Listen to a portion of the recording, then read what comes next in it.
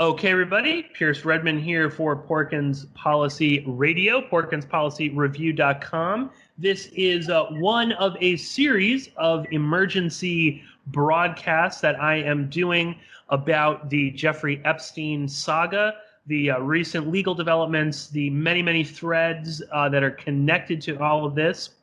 I put out, by the time you're listening to this, you should have already heard that I'm extending my summer vacation by a few more weeks, so I won't be back to the regular Tuesday shows until August 13th. So bear with me. I just wanted to extend my vacation a little bit longer. But all the same, I'm going to be doing several Epstein shows in the interim period. Of course, the bonus podcast will be happening as usual. This month is a exclusive conversation between Ed Opperman and myself talking about Jeffrey Epstein.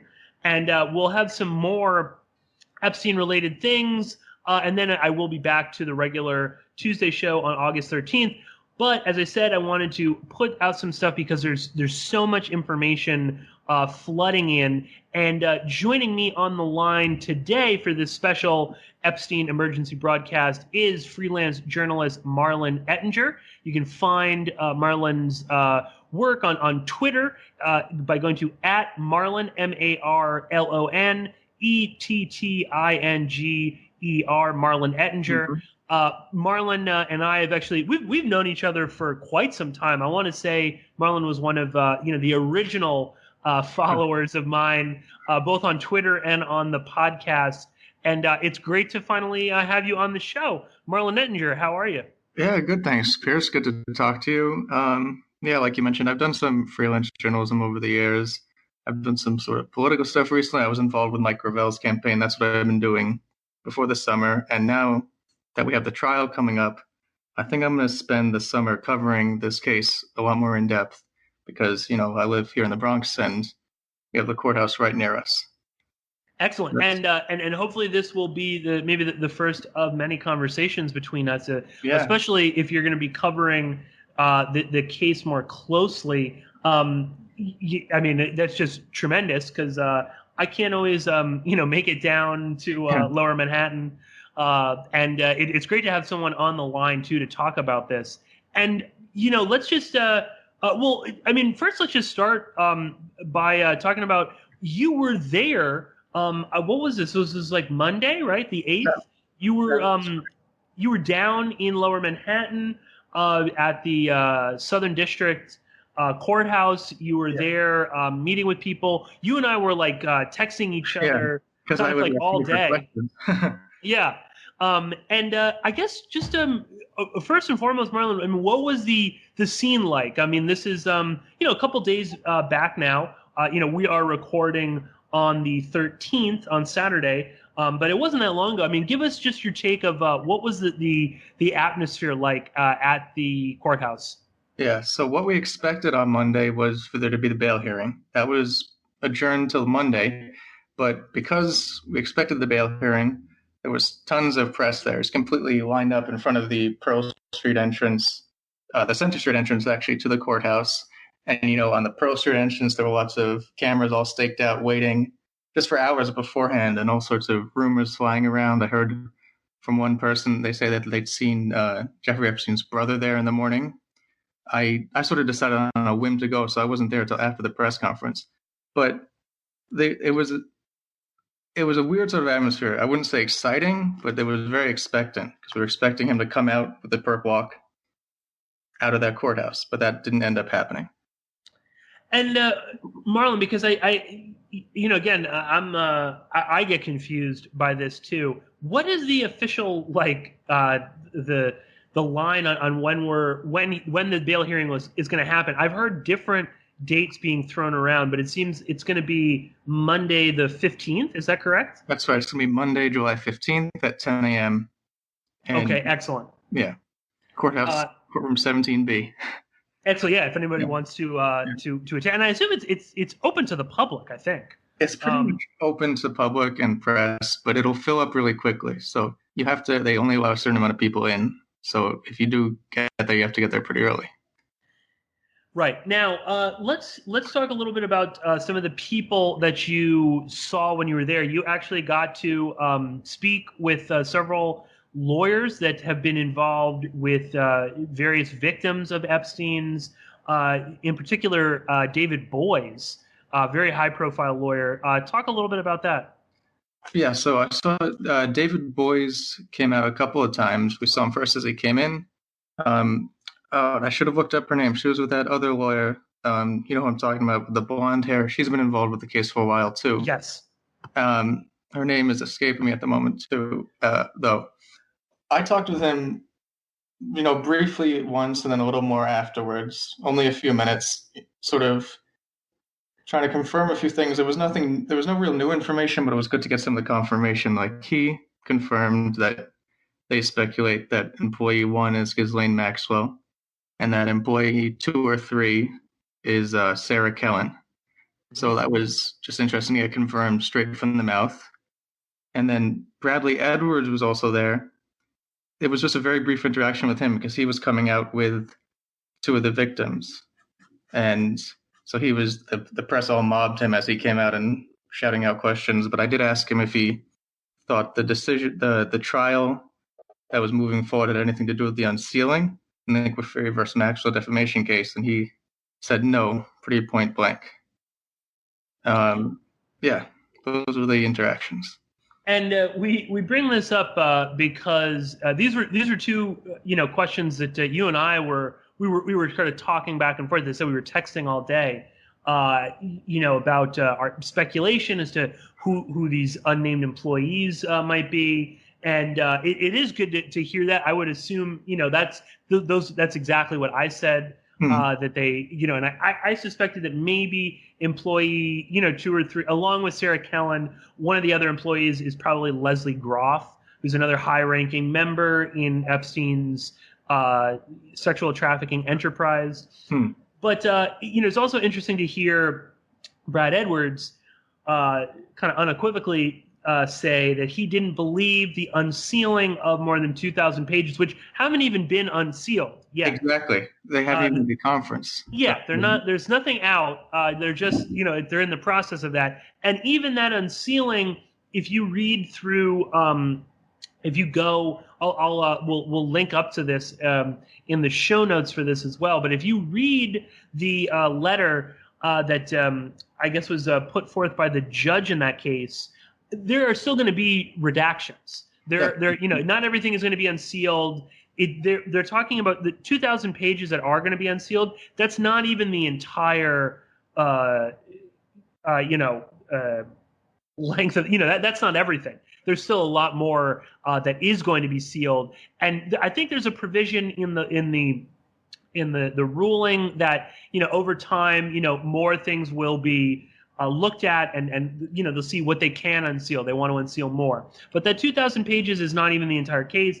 And even within that, there are going to be names that are going to be redacted. There might be passages. Yeah. So, but again, that's not even out.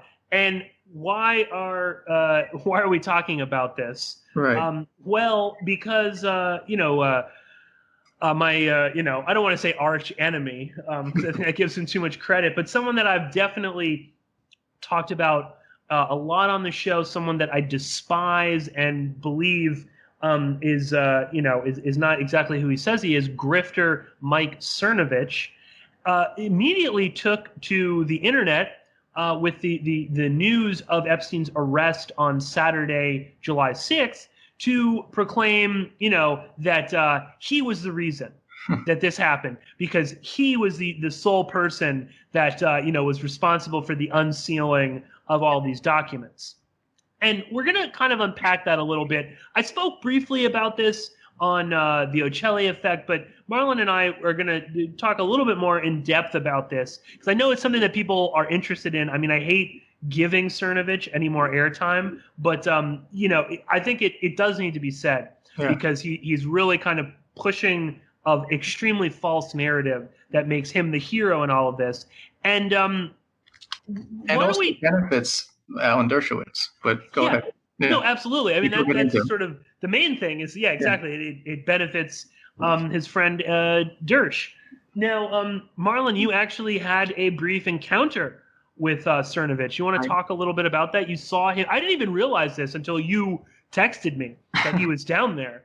I did have the pleasure of making his acquaintance. And yeah, exactly like you said, I heard behind me, I was following sort of Bradley Edwards at the end after they'd all come out.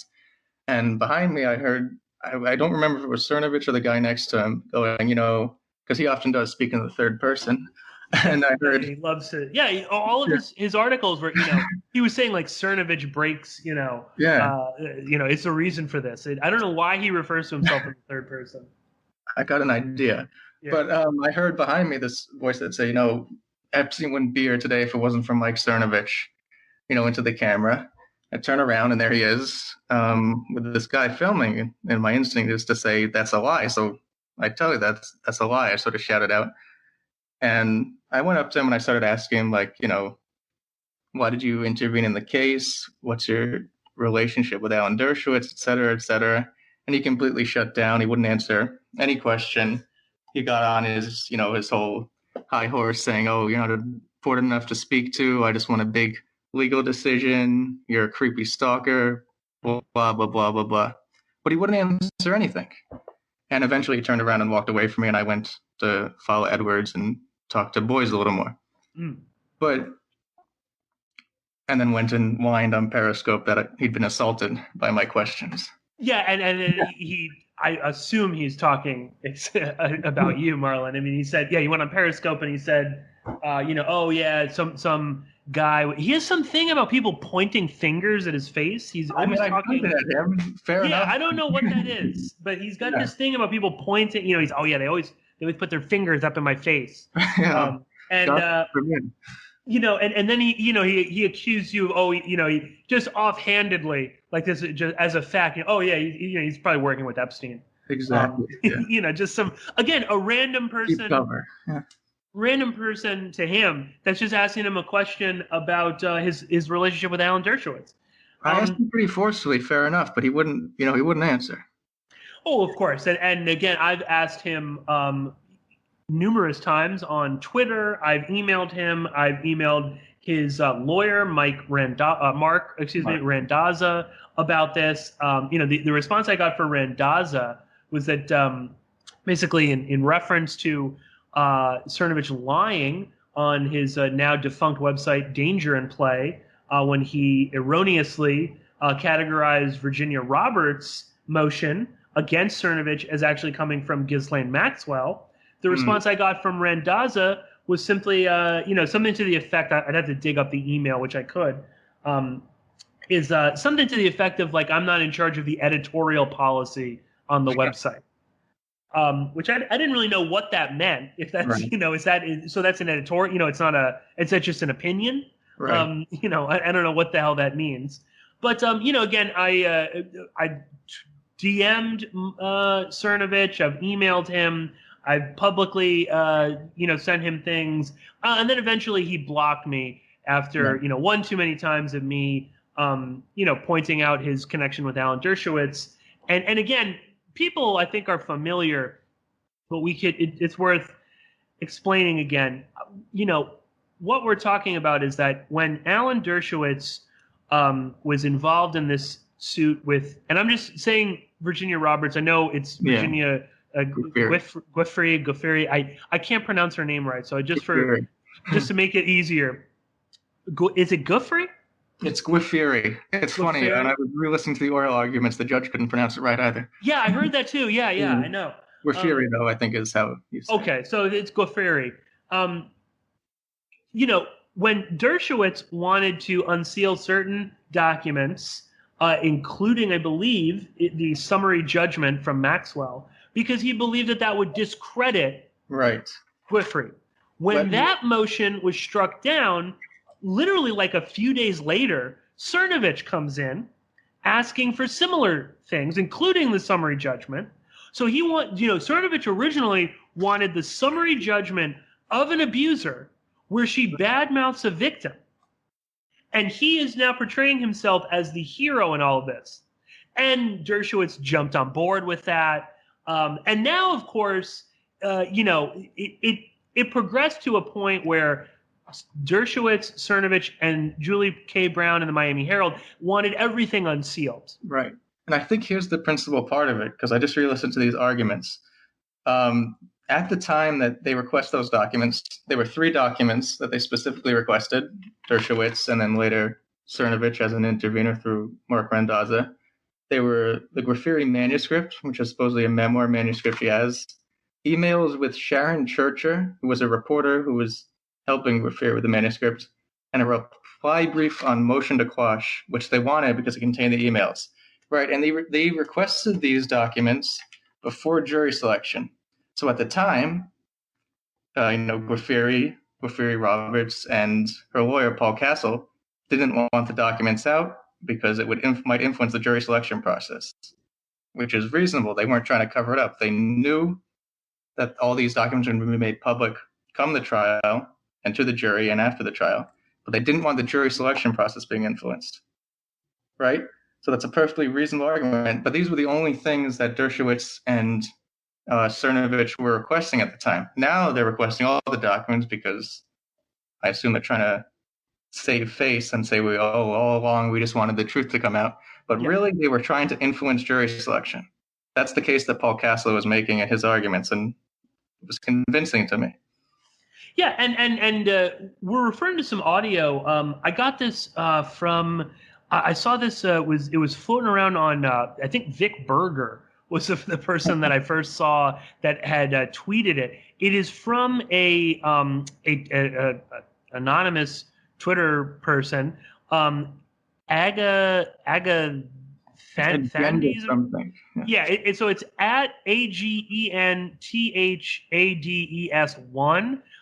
They and I tweeted to them. They provided me with a link to it. It's actual audio from the Second Circuit Court of Appeals, and I'll provide links to that as well. I'm going to upload them to my MediaFire account, and there'll be links so you can download them directly and listen to them. Some of them are a little bit long, maybe like an hour or so, but they're oral arguments from Paul Casal, Mark Randazza, and Dershowitz's lawyers as well, in front of this appeals court, laying out their arguments for all this. And Casal is very forthright in just saying that, we believe we believe Cernovich is a self-proclaimed journalist, and that he is trying to slut shame, their own words, which the judges they're really confused about that term. Older gentleman. Yeah, a bit older. Well, I mean, Robert Sweet was must have been nearly 98 years old.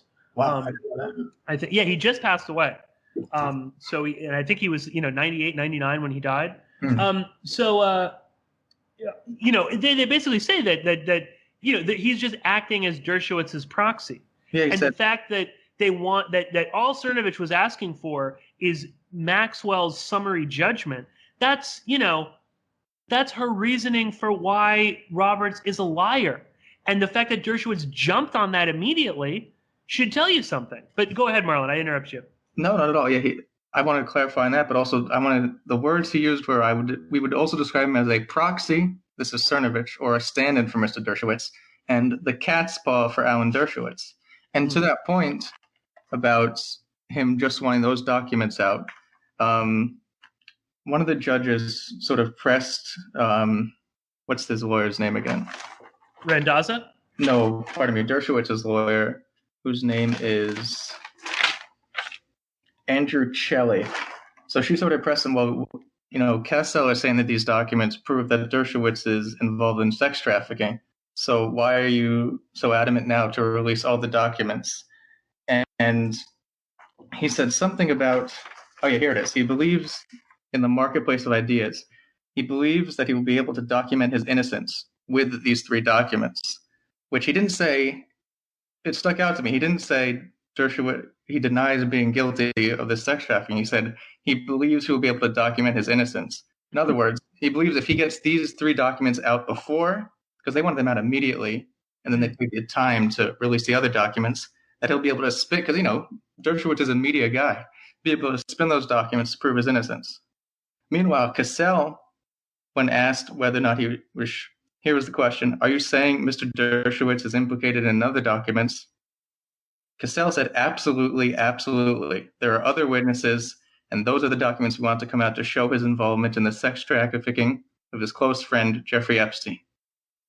So I have no doubt that the only reason Dershowitz wants those documents out beforehand is so he can spin it ahead of time. Oh, absolutely. 100%. You're spot on. He thinks at least that he can, like you said, spin it, make Roberts look like a liar. Maybe she contradicted herself. Maybe she, said something in an email that maybe she shouldn't have. And, it's on that point, people can go and check out the bonus podcast, and they can sign up for as little as $1 a month if they're not already. But Ed and I talked about this, the fact that some of these victims are not saints. And it's very possible that there are victims out there, Roberts or Guafferi included, that may not, come out smelling like roses. And that's something that we need to kind of accept.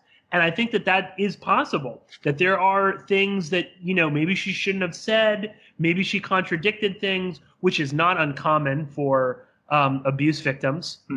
That doesn't negate what happened to them. No. But at the same time, I think you're absolutely right, Marlon, that this is really about Dershowitz and his, PR people getting the narrative out before all of the really incriminating shit comes out. Because, God knows what's going to be in those. And it really is going to be a matter of I think that the stuff that makes Dershowitz look guilty is going to far outweigh anything that he thinks he can spin to make himself look like a hero. Mm-hmm. I agree. Yeah. No, go ahead. I was just going to say, speaking of PR spin, I guess that's sort of a good transition to Acosta, who recently resigned. Yeah, and how he tried to spin it. What do you think about that, Pierce? Acosta's resignation. Why did he do it? Well, the resignation, I think, is because he should have never been there in the first place. Like the fact that it took this, and I don't know, like it is kind of one of those, like I'm sure there were people in the Trump administration, or certainly in the transition team, that are, I don't know if they would actually go up to Trump and say it now, because he would probably blow a gasket, but I told you so, Mr. President. Why? Yeah. How did you think that this was going to go? Now, obviously, the indictment is what brought it up, but the fact that there was always this skeleton that could take down Acosta is just, proof that he should have never been in there in the first place. So I'm not all that surprised about the resignation. I tweeted at the time when I saw the resignation, two possible theories about it. One is that this really was what we were told, that Acosta said, I got to resign, and Trump, thought, oh no, you're fine, you don't have to, which is kind of proof that Trump is like living in a fantasy world if he really thought that was okay. Or the more likely scenario is that Trump is terrified of what might come out and what will probably come out, and he said, you got to go, okay? And because this also, funny thing is like, there was at the press conference with Acosta, there was a journalist that asked him, why are you so confident that Trump has your back?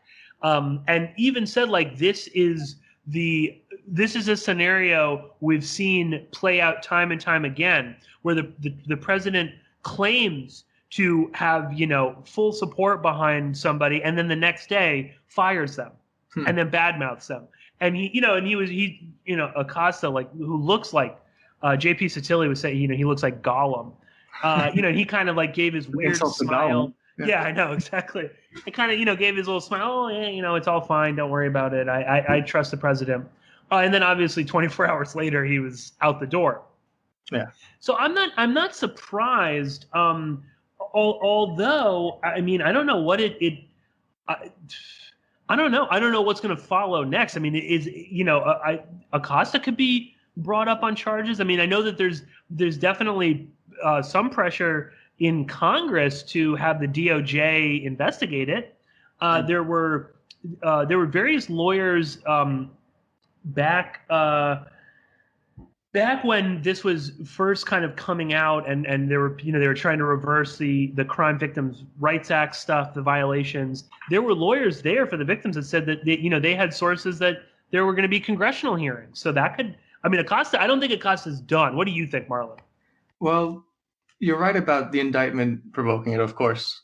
But it's interesting to me because I remember during the hearings in March of 2017, Patty Murray, who was the ranking member of the Health, Education, Labor, and Pensions Committee that confirmed him, sent a letter to the Justice Department asking for all documents and communications authored by or referencing Mr. Acosta related to the investigation of Jeffrey Epstein.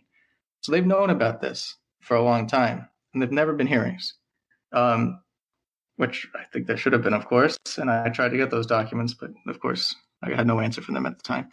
I think Acosta I don't see him being investigated unless there's a criminal case through the crime, what is that, the CRVA? Crime Recognition Act, that unless they sue him. But just because they've had this information for so long and haven't done anything with it, I don't imagine anything will happen to him. I know there's more public pressure now, but it's one of those things with this case where so far we haven't learned a lot that's new.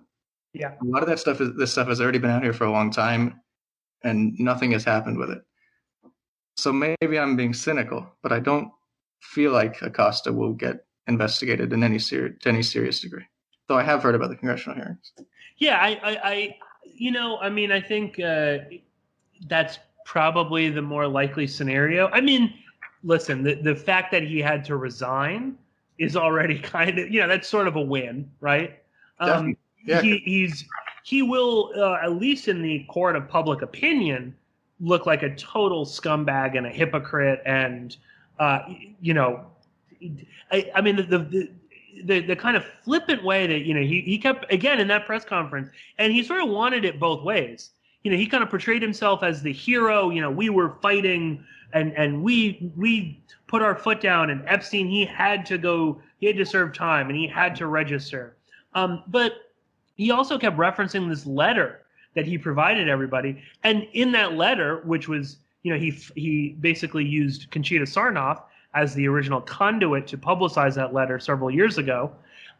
He talks in the letter about how, they were the victim, that they were being bullied by Epstein, and they were sort of pushed into a corner, and they had to cut these deals, and Epstein's lawyers were, threatening us and whatnot. So he kind of wanted it both ways. But I don't think his career is done. I'm sure in a few years he'll be at some, law firm, or he'll be a lobbyist or something like that. But he's definitely, the history books are going to have him tainted.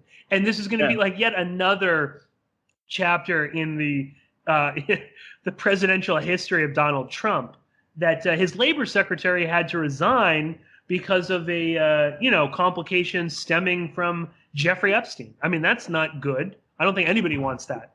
And even if Acosta is a hero. And he has this whole story that there was pressure from intelligence against him prosecuting, which I think is made up.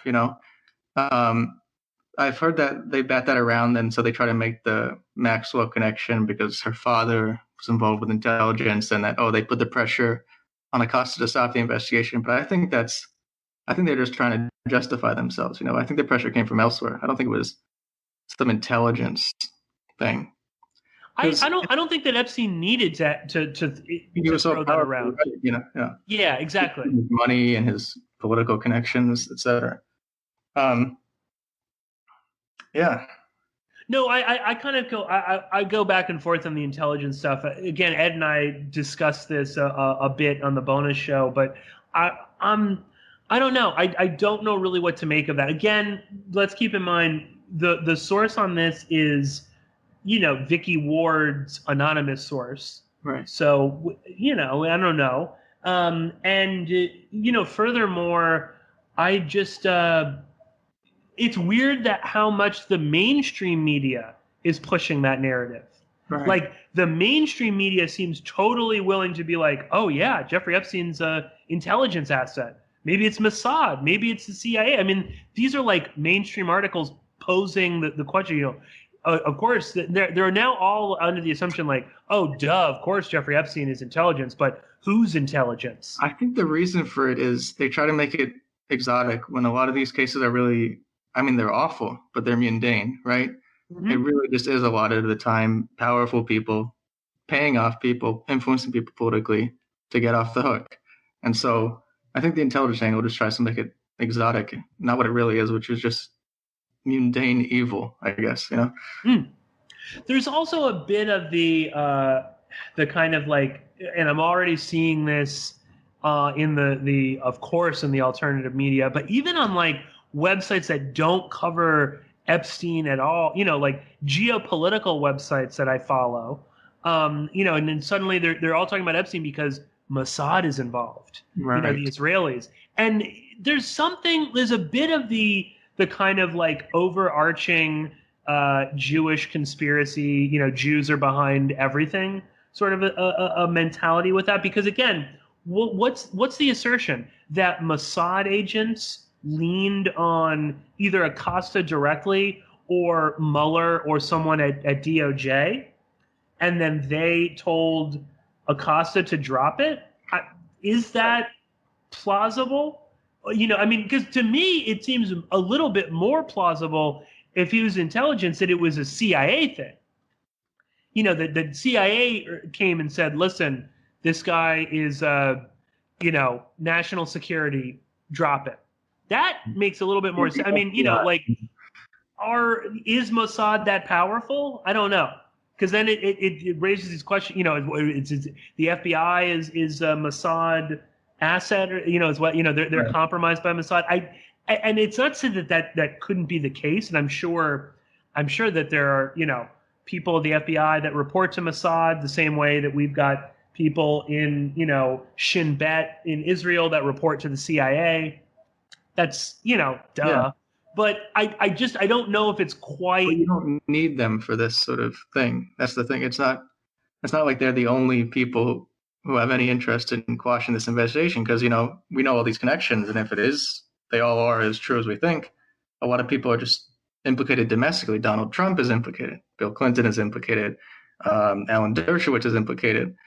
All the people on the flight logs or in the black book, there's so many people who are implicated just who don't have an interest in covering up the investigation just in the United States, Sure. Oh, God, who knows? Maybe Robert Mueller was at one of these parties. I mean, it could be something much more simple like that. You said, too, you were mentioning the people are implicated. I mean, anybody that ever went to Epstein's house and saw the plethora of photos of, naked girls all over the place. I mean, they're kind of implicated. Is that the Palm Beach house or the New York house that had those photos? Well, apparently, both, I think. Yeah. But openly displayed, because I know they found photos recently when they raided the Manhattan one. There are definitely there. I think you're correct in pointing that out. I don't know if in the Manhattan residence they were openly displayed, but certainly in the Palm Beach residence they were out there. I mean, if you watch the video of the Palm Beach PD when they went through the house, which was first acquired by Jose Lambia, and I was the first person or one of the very first people to interview. I think I was the first person to interview him specifically on that, about getting that tape. There's a part where the police tape that they gave to Lambia, they censored out some of the pictures, presumably because they're underage. Yeah, and another interesting part of that tape, of course, was the rooms. You remember how they had those hotel-style rooms? Yes. Like a television, a bed, very mini cheap, kind of. And there were tons. There were 4, 5, 6, 7, 8. I don't know how many there were. I'll be interested to know when we know more about the Manhattan house if there was anything similar set up there. Because the Manhattan residence is like, what is it, 7 stories? Is it? Wow. Something like that. I mean, it's huge. It's like one of the. It's not only in terms of the amount of money that it's worth, but I think in like square footage, it's one of the largest privately owned residences in Manhattan. I think it's something like 6, 7 stories tall. I mean, it's huge when you walk past it. It's very imposing. Have you walked past it? I've walked past it. Yeah, I've walked past it like 2 or 3 times. And it's certainly like unnerving.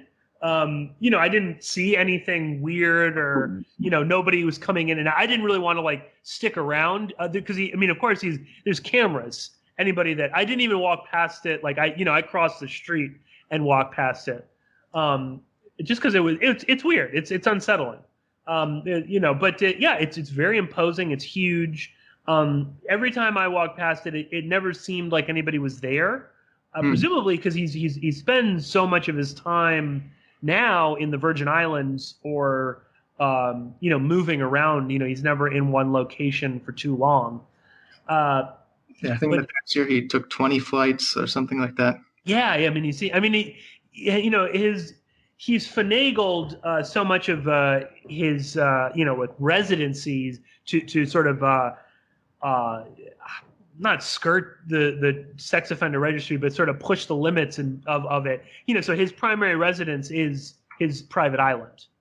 Although technically it's actually not his island. It's like I believe if you look up on the sex offender registry in New York or Florida, it's not the island itself that's his primary residence. It's his like office on the main island. Which is Thomas?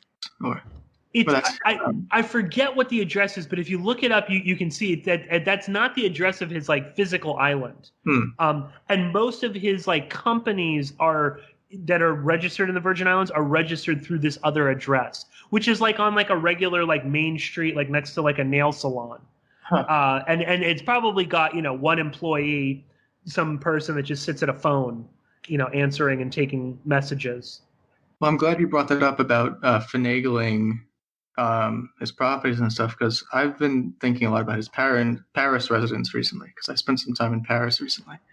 And as I found out from you telling me where his address was, I'd actually walked past his Paris home without knowing. And I was trying to look in French media if there was anything related to him, but it was mostly just rewrites of English language reporting. And thinking about it, I realized, well, first of all, he'll never be prosecuted in France if he doesn't get out of the country.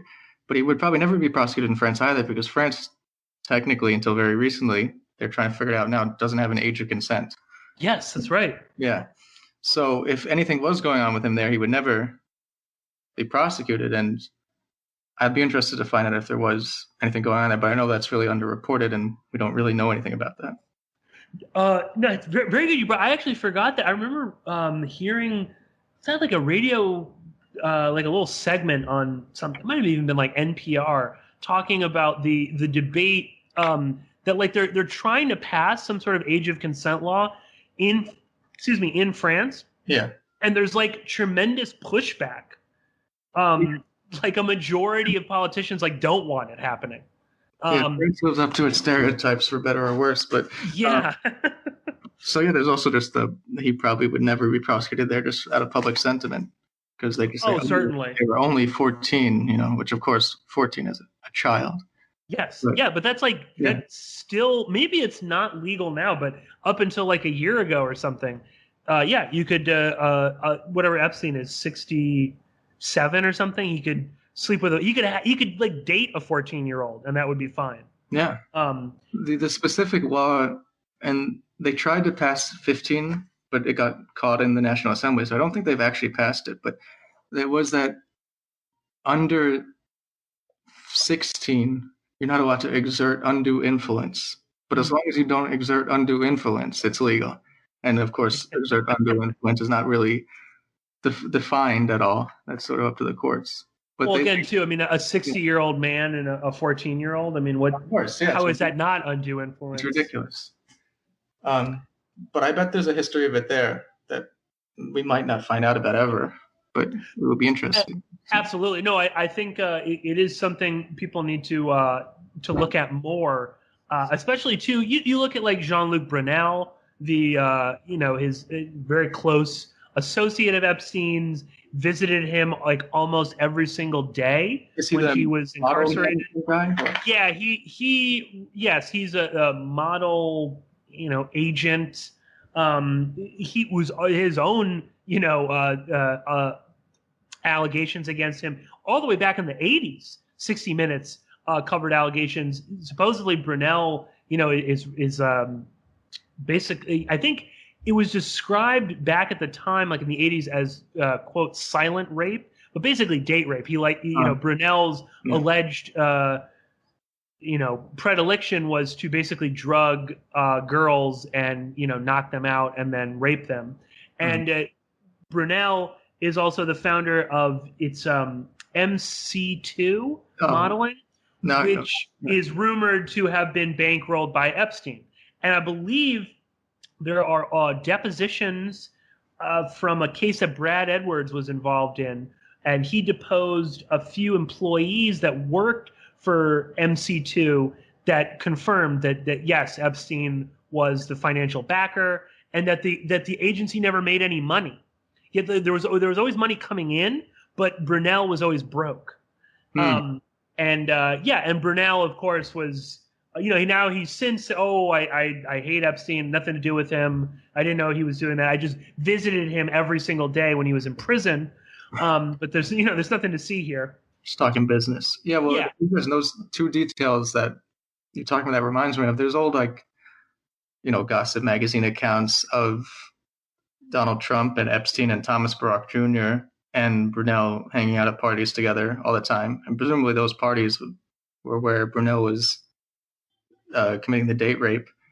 Mm-hmm. And then the other thing was, I can't remember where I saw this, but Epstein, I think when they were creating MC2 models, I wish I could find the account, and I'll try to find it afterwards to link it, but someone mentioned, let's set up like what Trump models has. Because did you hear that? There is something like that. Yeah. Well, I mean, of course, that's the whole Trump, through his modeling agency, he was able to get all these visas, like the HB1 visas, for girls as young as like 12 and 13 from other countries to come here to model.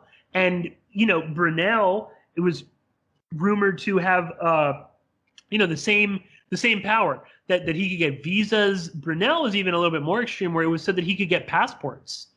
He could get American passports for these girls to fly on planes with him and Epstein. So it's very the whole Trump modeling, and then Epstein and Brunel's modeling. It is kind of like the writing is on the wall, guys. What do you do? We have to spell it out? You have to, I also want to mention this about Thomas Barrack Jr. Thomas Barrack Jr. is another big billionaire businessman, and according to Michael Wolff's book, Fire and Fury, which, I don't know, take it with a grain of salt, but details like this are interesting to me. It said in the book Epstein remained close friends with Thomas Barrack Jr. So that was as recently as 2017, and that Trump was considering Barrack to be his chief of staff, but Barrack, on his fourth marriage, had no appetite for having his colorful personal life, often over the years conducted with Trump, become a public focus. I know. I remember that too. And I don't even know if it was just Michael. I think there were other journalists that confirmed that Barrack and Epstein were still palling around. Yeah. So and supposedly, if you read more of that book, supposedly Tom and Donald Trump would speak almost every day, every night on the phone, right? At least during the beginning year or so. I don't know if that's still true, and if Tom Barrack is still close friends with Epstein, then how big a gap is there between Epstein and Donald Trump, who says, he hasn't talked to him in 15 years? Yeah, and this falling out and what? Yeah, no, exactly. Well, that's like, is Tom Barrack Jr. Like a go-between, an intermediary for the two of them, possibly? Barrack sounds like he sounds much smarter. He said he didn't want to take a public role, he didn't want to. No, that's and Marlon, that's in the first Fire and Fury book, right? That's right. I haven't read the second one yet. Yeah. No, it's interesting. I nearly forgotten about that Michael that came out, because I remember that was like a little blip at the time, and I remember being like, oh my God, what? Like, did Epstein, in a book like Michael Wolff, where it was like everywhere you turned, it was Michael Wolff this, Michael Wolff that, and nobody really picked up on it. And it seems that Wolff has a bunch of these sources, because in the second book, it's this was like in The Guardian, and again, I don't know if this is like Steve Bannon, again, being one of Wolff's big sources. I assume it is. But Michael Wolff seems to have uncovered what at least one explanation of this falling out is. That it was this shady real estate deal where Epstein wanted to buy this property and he was telling Trump about it, and then Trump swoops in behind his back and buys it up. But he didn't even, it wasn't even really Trump that was buying. Trump was using his name to buy it, but at the time he had no money, and turns out it was some shady Russian that was buying it. Was fronting the money. So it was, it wasn't really Trump purchasing it, and that is what facilitated their falling out. So it's interesting. Again, I take Michael Wolff with a grain of salt. Of course. But if his source is Steve Bannon, I tend to kind of believe it. I think the way to, and I think you're right, but I think the way to look at Michael Wolff is he'll make up dialogue or conversations, or he's sort of a fabulous, but little gossipy details like this, I generally trust from him. That Barrack and Epstein are still friends, reporting at the time when no one was talking about it, that Trump and Barrack speak a lot. So little details like that, I don't doubt at all. Though, of course, Wolff is a little bit of a fabulist. No, totally. And it's sort of this, you're right. Because, there's so much stuff in those books. It's like bullshit that, this happened or whatever. Yeah. But yeah, those little facts. And that's the same thing is, and again, the alt-right and, all these like right-wing Twitter personalities that, kind of idolize Steve Bannon. But nobody wants to talk about, Bannon is the one that's openly been talking about Trump and Epstein. Back when Ivanka was complaining about Bannon backing Roger Moore or whatever, who's that guy in Alabama, the other pedophile? Oh, Roy Moore. Roy Moore, excuse me. Yes, not Roger Moore, Roy Moore. And he turned around and said, oh, what about your dad and that 13-year-old that him and Epstein raped? It's like if Steve Bannon is saying that, I genuinely believe that he at least believes it to be true. And someone as like connected as Steve Bannon, it's like, yeah, come on, he knows something. And then the fact that I think it was a year ago, Bannon was spotted going into Epstein's house in Manhattan. What the hell is that? I didn't hear about that. Yeah, that was it was reported I think it was in the New York Post, but or maybe the Daily Mail. I can't remember, but yeah, Bannon was here we go, page 6. Of course. He had exactly. It was like a early morning meeting, but and they speculated, they talked to some people that Bannon needs money to bankroll his political agenda. Epstein has plenty of money and craves power and excess. That's what some unnamed person told the New York Post. And at the time, I thought maybe that was true, but now looking at the fact that Bannon seems to be a source for Wolff, and definitely a source for this falling out between Epstein and Trump, possibly. I wonder if Bannon went to Epstein and said, "What do you have on him? Give me some stuff." Which raises a lot more questions about what the fuck is Bannon's agenda with all of this. We really he doesn't care who he works with, huh?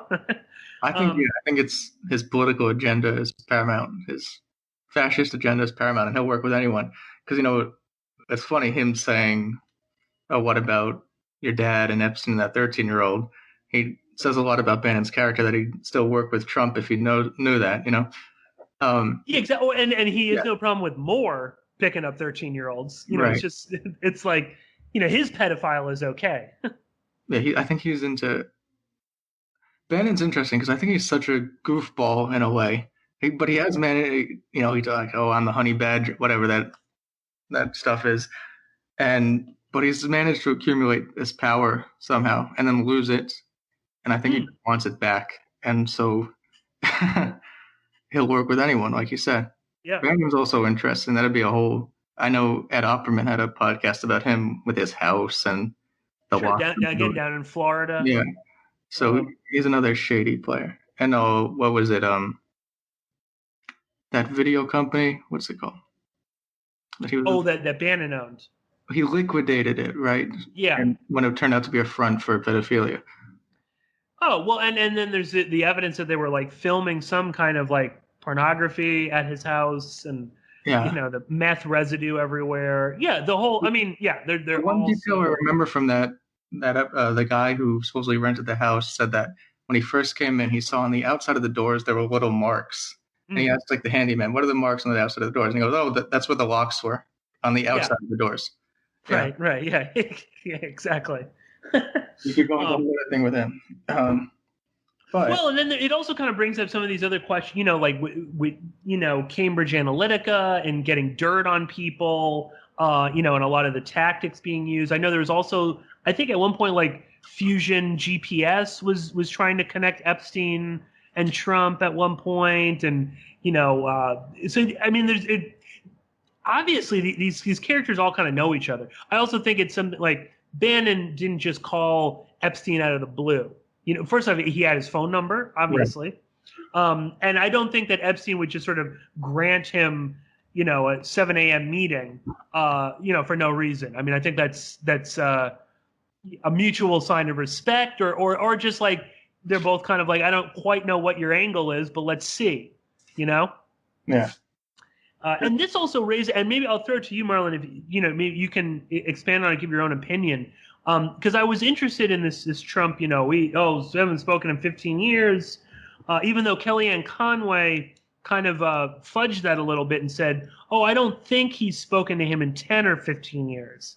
Now 15 years would be 2004, which is supposedly when their relationship soured over the shady real estate deal. Yeah. And that would kind of line up. But 10 years ago is 2009. So, which one is it? Yeah.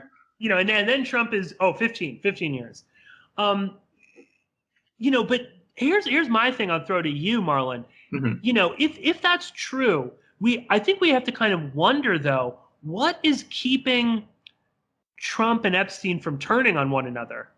Because if you read these excerpts from Wolff's book, Epstein was beyond pissed about this real estate deal. And he was like ready to kind of go after Trump, but obviously, suddenly he's getting investigated for raping all these kids down there.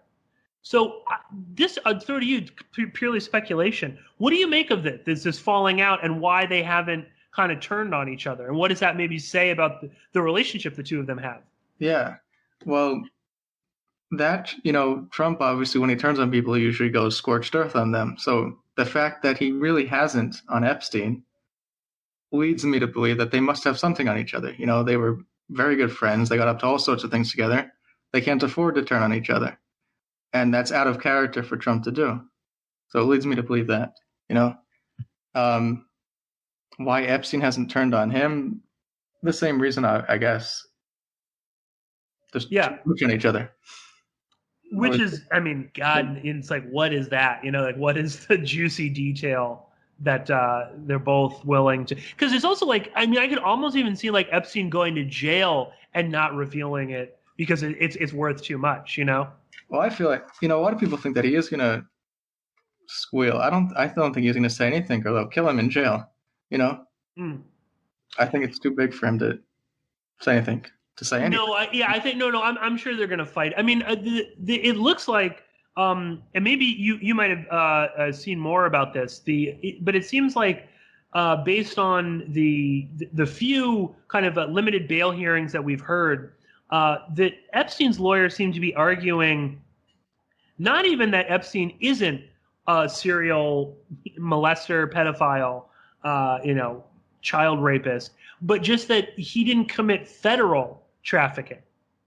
That the government won't be able to prove that he was, making money off trafficking these kids. So that's, and it's an interesting legal argument. I don't know if it's really going to work. They argued he wasn't supplying to anyone but himself. Right. And they also argued, they have like a little footnote saying, the age of consent in New York was 17 at the time of these crimes, implying that they weren't really underage, which is also garbage. But yeah, they said because it was a network, the network was not there. They argued the defense. The network was not like a group of other people. The network was the girls themselves, right? Mm. They, he paid them to recruit other people. So he can only be prosecuted as a consumer, is what they argued, not a supplier. And by that standard, he doesn't meet federal sex trafficking criteria. So other people would have to be involved a lot more, which I think it's completely specious, and they're just playing on their back foot, because if any one of his employees helped facilitate it, that would constitute a network. And yes. Yeah. But they're basically trying to limit the scope of people who were involved. That he was just trying to get gratification for himself, maybe in their telling, oh, he skirted the law a little. They called the 2007 prosecution a brush with the law. I know. He really didn't do anything that bad. That's what they say. Mm. Well, but and again, I'm sure they'll argue, well, it was just solicitation, even though they were underage. And they're already, I mean, there seems to be, there's ways around that where, they were able to, I believe that the two like the solicitation charges that he did cop to, one, if not both of the people in those, I think were 17.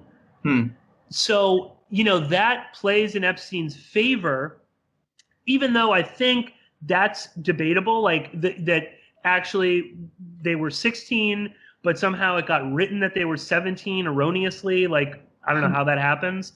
But, because then Epstein can use that, like you said, in New York, well, that's the age of consent. Or like he's done in New Mexico, where he's never had to register as a sex offender. Because the age of consent is 17. Right. Well, the other argument his defense made was that he never coerced anyone into doing it. Right. He never coerced. Yes. He never intimidated them, etc. And that, like, he never, that he. I know that they used this argument back, in 2007 when during the case, the trial. Or I guess the plea or whatever, one of the things was that, Epstein never asked for their ages because he assumed they were of age. Which the prosecution this time says is not true. They say that they have one of the minor victims said that he specifically asked for their age. She said she was underage, and he still went ahead with it. And the other angle that the prosecution is also taking this time is they're saying one of their employees, employee 2, was in New York with Epstein, and he would call the victims in Florida and set up the appointment. So that would make it interstate commerce, which is also makes it trafficking proper. Right, and also, I mean, not to mention that, I don't know if it's going to hurt. I'm not a legal expert. I don't know if it's going to hurt or help, but I mean, certainly, I think he was paying them the couple $100 every time. One, to buy their silence. Yeah. But 2, because, I think he understood the law enough, or his lawyers understood the law enough that, well, if you're paying them, then you can cop to these idiotic pleas like solicitation of underage prostitution, which is not as bad as rape. But of course, I don't understand how that crime is even on the books, Yeah, no, tell me about it. Yeah, exactly.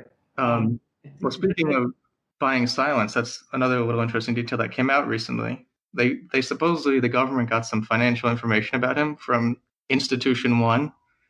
They won't say what it is. They found that he's worth $500 million, and that on November 30th, he wired $100,000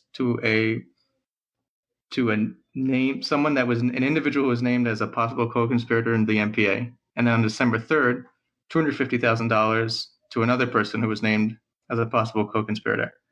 And that was just November 30th was just 2 days after the Miami Herald piece reporting started coming out. That was in 2018. Wait, I'm sorry. Just to back up, because I want the listeners to be clear on this. We're talking about the bail memo, right? The bail denial argument. So basically, the defense, they laid out their memo saying he should be released, and then the government came up with their argument against bail. And this detail was included in it. So this is the bail denial. And do you have like a copy of that we can link up to? Or? Yeah, I'll send it to you. Okay, excellent. So we're talking about the bail denial. Exactly. This is from the prosecutors, and they are referencing 2 recent wired I mean, this is like in the past year or so that he's wiring 30th, huge amounts of money. Yeah. And they make this argument because, part of the argument against bail is that he'll try to intimidate or influence witnesses. And so they're arguing that this was an attempt to influence possible witnesses in the trial that he saw coming. 100,000. That is interesting. Yeah, 100,000 to one person and 250,000 to another person, both who were named in the non-prosecution agreement from the previous trial as possible co-conspirators, two separate people. Okay, so now this could be some of his quote unquote employees. Right, exactly. Yeah. Or it could be Alan Dershowitz. That's an interesting. Yeah. You know what I mean? I mean, that's the thing. I mean that non-prosecution, with the co-conspirators, it was so broad as to anybody that was ever friends with Epstein could have been covered by. It could be Tom Barrack. Right. It could be Prince Andrew. It could be anybody that was, hanging out down in, Steve Pinker. Exactly. Any of these guys. Oh, yeah. Lawrence Krauss. I don't think you did mention that Alan, and a lot of listeners probably know, but Alan Dershowitz was on Jeffrey Epstein's defense team, which is the other component of that. And it also mentions this in that argument that they had 5 years of financial data, and none of those payments seemed to be recurring. They were just one-time payments at that time, which... And those are payments that Epstein made to individuals. Individuals, exactly. Okay. And so again, that sounds like a payoff. Yeah, it sounds like an alleged payoff. I wouldn't say it would be someone like Prince Andrew or Alan Dershowitz, because they don't need that type of money. No.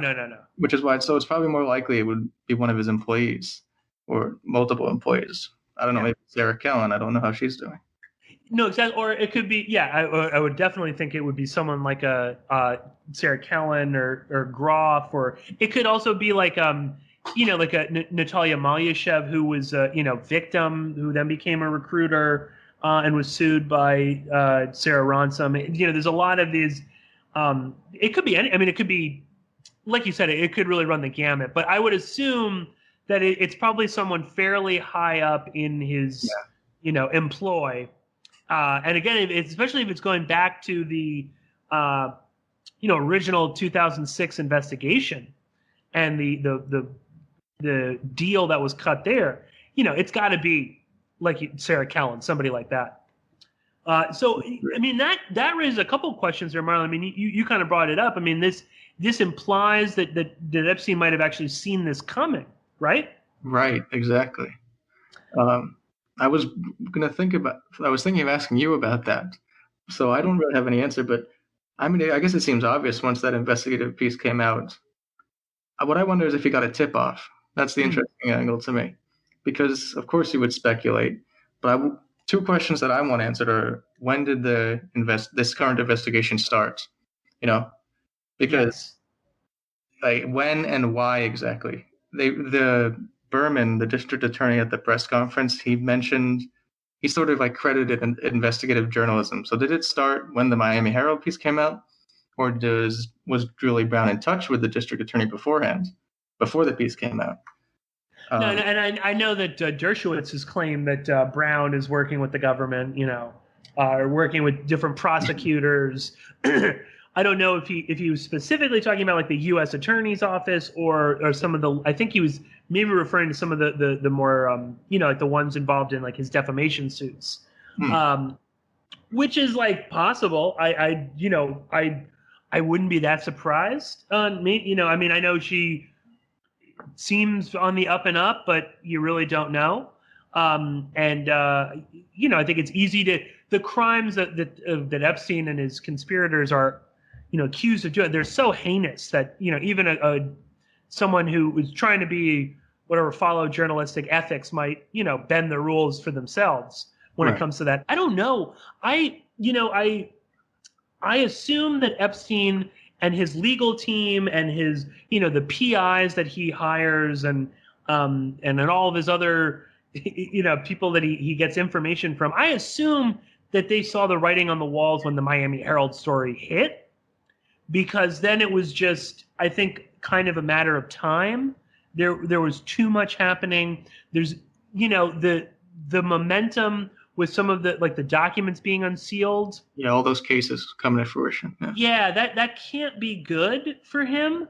And at the, I wouldn't be surprised if he got tipped off. I mean, it seemed that he was tipped off when the Palm Beach PD was investigating him. I wouldn't be surprised if Epstein or someone in his employ has all you need is like a clerk at the courthouse. Oh yeah.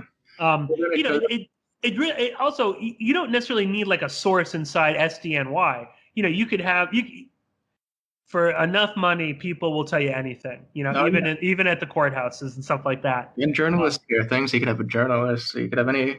Sure, exactly. Yeah. But that does make me wonder why he decided to come back from Paris then. That's the one thing, though. That is what leads me to believe that he was unaware. Yeah.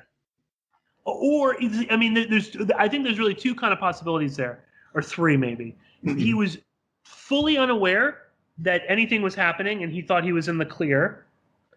He, or he believed that he could get away with it. I think that's more likely.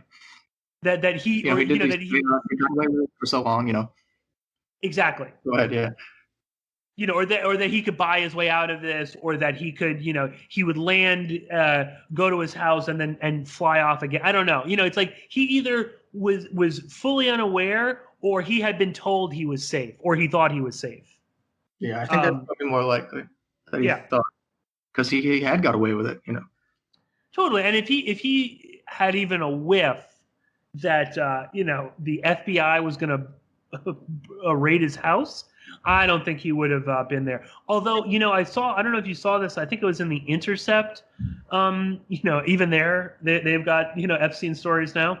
The Intercept was saying that, like, I don't know exactly what the timeline is, but it might have been after the Herald piece came out that he was like, shipped some industrial like paper shredder from his house in the Virgin Islands to New York, and that he was ripping up the carpet in New York. Is that a recent story? I think so. Yeah, I'll try and I'll link up to it. I don't have it in front of me, but while I'm talking, I'll try and pull it up real quick. Yeah, maybe. Here we go. So this is from 4 days ago. It's by Ryan Grimm. Jeffrey Epstein, and this is in the Intercept. Jeffrey Epstein shipped himself a 53-pound shredder and a carpet and tile extractor. Maritime Records show. Oh, I'm sorry. No. So this was after 2008.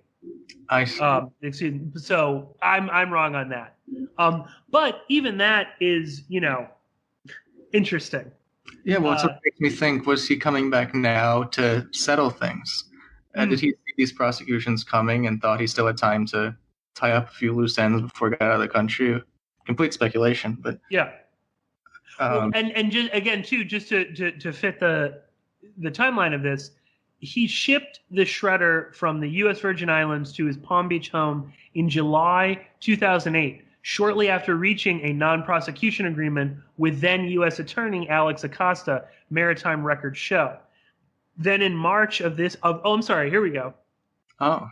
Then in March of this year, shortly after a Florida federal judge invalidated that agreement, Epstein shipped a tile and carpet extractor from the Virgin Islands to his Manhattan townhouse, the records show. Was that Florida judge, was that the Crimes Rights Victims Act trial? I think so, yeah. That was one of the, I think it was, I might be wrong on this because, again, it's such a labyrinth of legal stuff. I believe that that they invalidated the agreement, but then that might have even been reversed later on appeal or something like that. But if that's true, is he like, a carpet and tile extractor? That to me is either like you're ripping up carpet because you've got like, a safe under the floor or something, or you're destroying DNA. I didn't think of that. That sounds, yeah. That sounds plausible too. The DNA. Yeah, I mean, I don't know. I mean, which is disgusting to think. You know, how Right. much DNA is on these carpets and I don't know. Otherwise, it is something like you've got something behind that carpet or tiles that you need to lift up. Yeah. And I know that there was an article in I think this was in Bloomberg. Let me pull up all. It's the title of the article is "The Mystery Surrounding Jeffrey Epstein's Private Island," and one of the things they talked about in there, and again, Bloomberg, along with the Times and other mainstream media outlets, everybody seems to have a source that worked for Epstein or was in Epstein's house recently, and it makes you wonder, how long are these people? Were these outlets actively running stories, maybe since Julie K. Brown or before that, and they're just sitting on it, waiting? But they spoke with former employees that claimed to have worked at Epstein's Island, Little St. James, and they said a couple of weird things. One was that there was an ironclad rule that Epstein could never catch sight of them while they were working on the island. So if they were, coming around the corner and they saw Epstein, they would dart off into like the bushes. Right. But the other thing is that there were 2 metal safes in 2 of his offices there, and no one, save for a occasional housekeeper, had access to these offices. And the employees believed that it wasn't money that was in them. Right. Of course, must have been photographs. Yeah. Marlon, on that quickly, Yeah. what do you make of the? Because I didn't even think about this until I saw someone writing about it. That those we know that there are all these photos that were recovered in Manhattan, and we're not sure what the time is on that or who took these pictures. How many of them are of age? How many of them are underage? But there were also like CD-ROMs, and I think that's in the bail memo. They talk about, and it would be like, blank young or like blank girl and then like a blank name. And I saw someone speculate, like, were those recordings of like, young, whatever, Jane Doe young Donald Trump? Exactly. Well, the way it was formatted was something that was young, blank, and blank. Yes. Not young. On the second name, there was no young prefix. Right. So yeah, I mean, I had the same thought. And as to when the pictures were taken, I know they mentioned in the argument against bail that some victims who have come forward now have identified themselves as minors in the pictures when they were taken. So I don't know how recently that would be, but if they're adults now, it would have probably, I don't know, 10 years ago. And the other angle of that is that why did he keep these physical images? And the mention, if he presumably had access, I mean, I guess you can't explain. I think it's just criminal trophies. Conversion like that. Yeah, exactly. But yeah, that I did have that same thought, just because of the fact that the second suffix, the second part of that had no prefix. Yeah. First one had young, and the second one didn't, so presumably not young. Right. Yeah. And we know that there were cameras installed, at least in Palm Beach, in throughout the bedrooms and other rooms, like his office had cameras. And we also know that because it was the Palm Beach PD that helped him install them in the first place. He claimed to have been robbed by an employee. Huh. Yeah, that's like a little weird factoid with all of that. And I mean, that's another weird thing too. I don't know if those tapes were destroyed, but as far as I know, Palm Beach PD never recovered any sort of video recording at the time. Yeah, he must have taken it out, I guess. Yeah, but it's interesting if it was in New York. You were talking too about like why keep the physical stuff. I assume it's trophies. That makes sense to me. Yeah. Sickos like that are all about that. But it's crazy that some of these trophies. I think this is in the bail memo, not the denial document, right. But in the bail memo, they make reference to things like what is it? Let me pull it up. Like memos, like handwritten memos or something. Talking. Here we go. They say that they found things like notes and messages that confirm Epstein was in contact with the victims in the 2002 to 2005 timeframe. So, like contact info, call records. So he's keeping things like that from 10, 15 years ago. Yeah. I mean, that's crazy too. Which also kind of is like, is that part of the blackmail? Like he can document exactly when these kids were doing what, whatever. I mean, he uses that against them later in life. I have no idea, but it's extensive. It seems, the records that this guy kept. As to his exploits. Yeah, well, it even mentioned this in the indictment that was unsealed for this case, that he used to personally contact some of the victims to set up the appointments. Yep. It wasn't just the employee; it was him too who did it. Oh yeah, and he used to send flowers to some of his victims, like in high school. He would send them flowers when they were in like a play, and yeah, I mean he seemed to. I mean, like Wafiri was living with him as his girlfriend. Right. He's like out openly with this child. Did you see this article that came out today in the New York Times about his time at the Dalton School? Yeah. Yes, I did. I read through. I read through that. I read through a few of the articles talking about his time at Dalton, which is again, you mentioned this before. It's not new. Right. What did you make of it? Did you like pick any? I didn't see anything too interesting other than the fact that it's just more confirmation. Yeah, it was more confirmation, but you're talking about being open just made me think they mentioned in the article that he would flirt with the students sort of openly. Again, he just was out in the open. And then the other little interesting detail was the guy who came in to be the administrator after Donald Barr left in 1974, Gardner Dunnan. He was later accused in a lawsuit of sexually abusing a girl at the school when she was 14. Really? Yeah. That was in the Times article? Yeah, it says here, a former Dalton student said in a lawsuit that she had been invited to live with Mr. Dunnan at age 14 and had suffered repeated sexual assaults under his care. Mr. Dunnan denied the allegations. The lawsuit was dropped, but the woman's lawyer, Marion Mir Wang, said she intended to refile it. Very interesting. Yeah. And I believe the timeline is actually that William Barr's father was gone. Like, he didn't actually hire Epstein. Yeah. I believe like right. I know everyone loves to talk about that. Right. Look, that's the conflict of interest. It says Donald Barr's father hired him. Not that Barr worked for Kirkland and Ellis. Right. But yeah, I believe that the timeline for that is actually incorrect. You're right. Jeffrey Epstein started in September of 1974, and Donald Barr left. I think it's at the end of 74, kind of vague.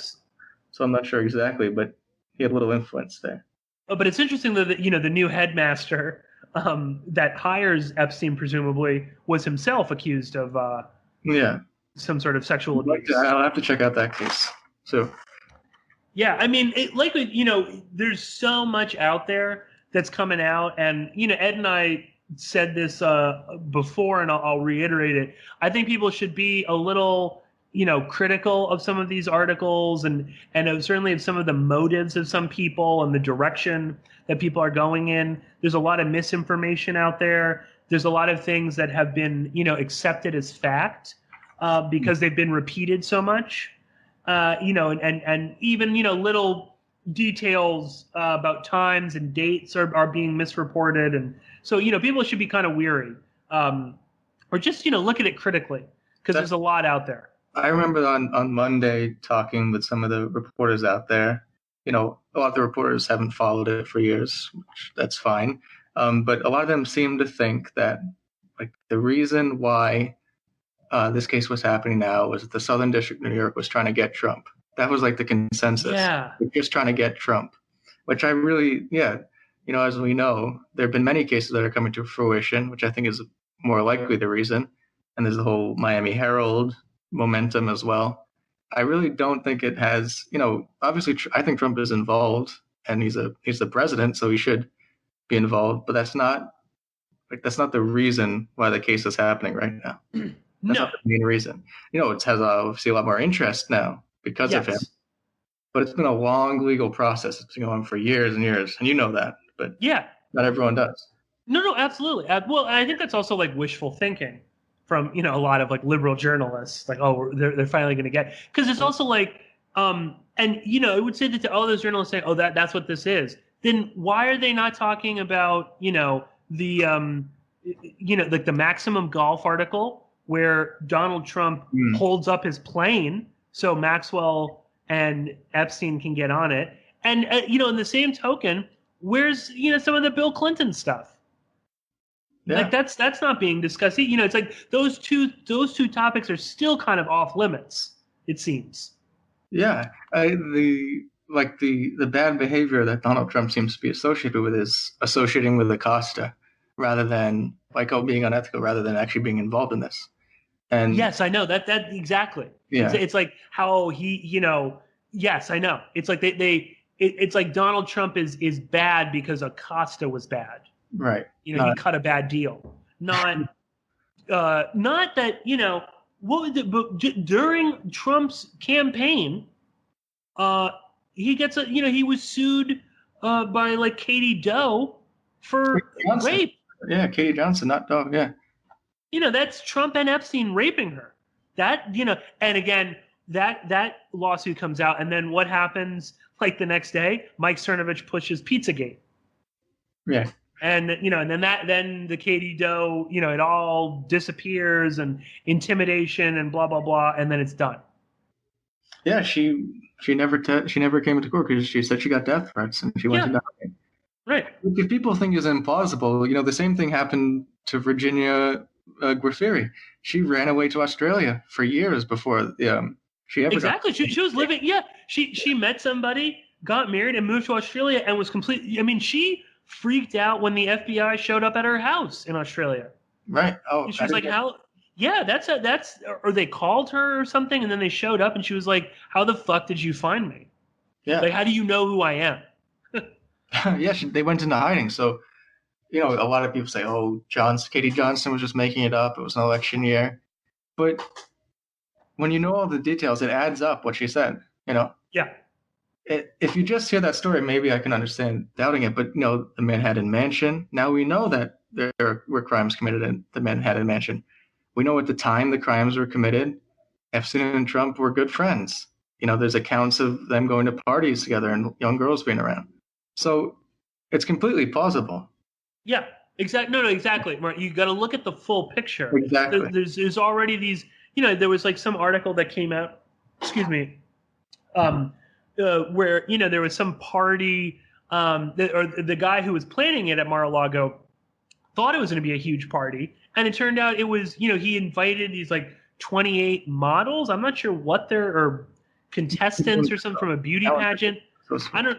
What was that? Calendar girls. Yeah. And I don't know what their ages were, but it was just for Trump and Epstein.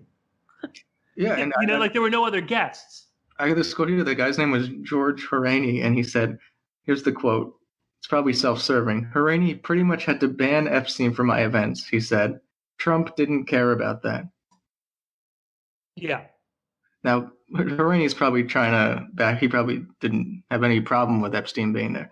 But the fact that he said Trump didn't care about that, Trump had no problem with Epstein being around, which implies that Horaney knew there was something up with Epstein even at that time. Yeah, exactly. Yeah. Well, I mean, this is, I think. Self-serving, you're right, yeah. Yeah, and evidently everybody knew something was up because everybody's got a story about Epstein now. I mean, so it's. Yeah, in which they were the only person who tried anything. They were exactly. Everybody. Well, no, yeah, right. I'm the hero. Yeah, I mean, there's. And again, we're barely even scratching the surface here. There's so much more to get into with this case. I mean, there's going to be we're going to have more information, hopefully by next week with the bail hearings and stuff.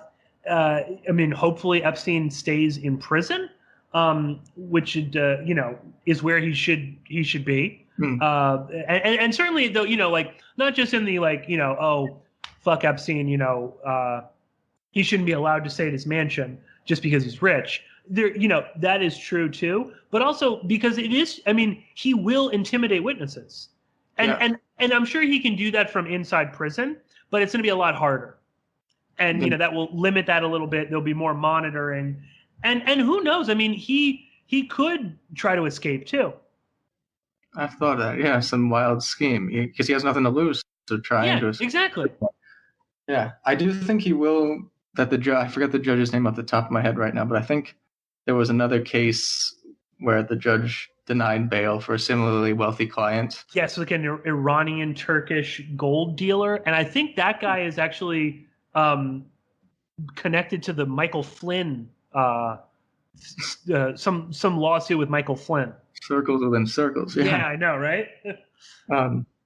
So hopefully he's denied. But, as Matthew Russell Lee of Inner City Press, he reported the last 2 sex trafficking cases in the Southern District of New York were granted bail. But I imagine this one is just too high profile. Yeah, no, I did see that Matthew wrote that, which is very interesting. People should definitely check out Inner City Press. I've had Matthew Lee on the show a bunch of times, mostly to talk about his work at the UN, but he's also now covering SDNY. And he's got great sources, a really good take on stuff. And yeah, that was terrifying to me that they let them. I think you're right though. It's too high profile. They don't want to seem like they're soft on pedophiles. Right. Yeah. Because those two cases nobody knew about. Exactly. Right. And should have given bail, but yeah. Although I mean, it would be the only upside to him being granted bail would be the perp walk, right? Just to see, because all we've really seen are just the, there's no cameras allowed inside New York City courtrooms, so all we've seen are just the drawings from the court artists. But it'll be. On Monday. I didn't make it into the bail hearing because I sort of went on a whim, and so I got there a little late. But it would be. It's weird to think about the idea of sitting in a courtroom with him because on Monday I'm going to go to the bail hearing. Oh no, I know. I was thinking about a similar thing. I mean, it would be unsettling. I mean, I hope you're there, Marlon, to give us some updates. I will actually be away on vacation starting on the 15th, so I'm going to rely on you to keep me updated on all of this. I will definitely be tweeting stuff.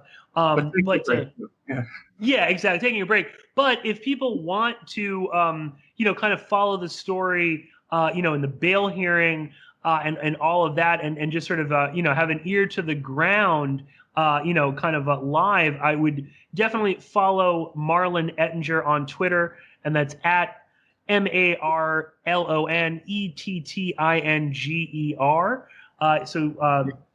Great stuff over there. We're definitely going to be talking about this more. I'd love to have you back on, Marlon, to get your take on stuff, kind of, be our reporter on the scene, so to speak. Although, I'd love to get down there with you sometime. Oh, yeah, that'd be and go. I mean, that would be really tremendous. Yeah, that would be wonderful. And because I think we are wrapping up, I do want to say this about, mentioning being in the courtroom with Epstein. I've known about this case for a long time. Like, I don't know, however long ago you started reporting on it.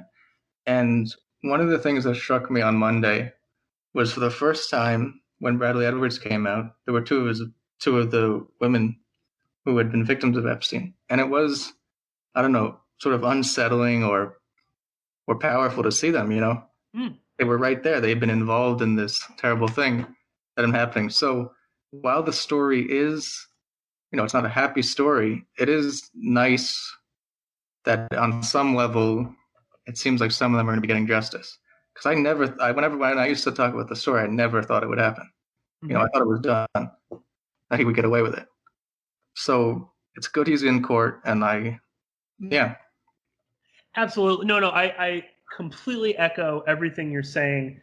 I even felt that when the Perversion of Justice, the Miami Herald series came out, it was really, I don't want to say cool, but it was amazing to see some of those, Guafferi and others. I can't remember. There's another victim who was one of the original complainants. it was amazing to see them finally on camera talking about this. Yeah. And yeah, I think that, like, this could be limited. Maybe they only get Epstein a little bit, whatever. But I think that, some of these people, if not, a majority of them, are finally going to see justice. And that's great. We should applaud that. Yeah. That's a win no matter how you look at it. Marlon, any kind of final thoughts? Anything you want to leave the listeners with? Anything we didn't mention? I think that was it. Just that thought that there's going to be some justice, and we're going to find out a lot more of the details over the coming weeks and months. And I'll be there on Monday, and yeah, I'm looking forward to finding out more. Excellent. Well, yes, again, I encourage people to follow Marlon on Twitter, especially if you want to see some, live updates about the Epstein case. We will be continuing to cover this story. I'll probably do another emergency broadcast on this in the next couple of weeks. Once again, I'm extending my summer break, so I won't be back officially on the live show Tuesdays 3 to 5 p.m. Eastern until August 13th. But I want to thank my guest, Marlon Ettinger, for joining me. And I want to thank all of you, and I'll be talking to you very soon.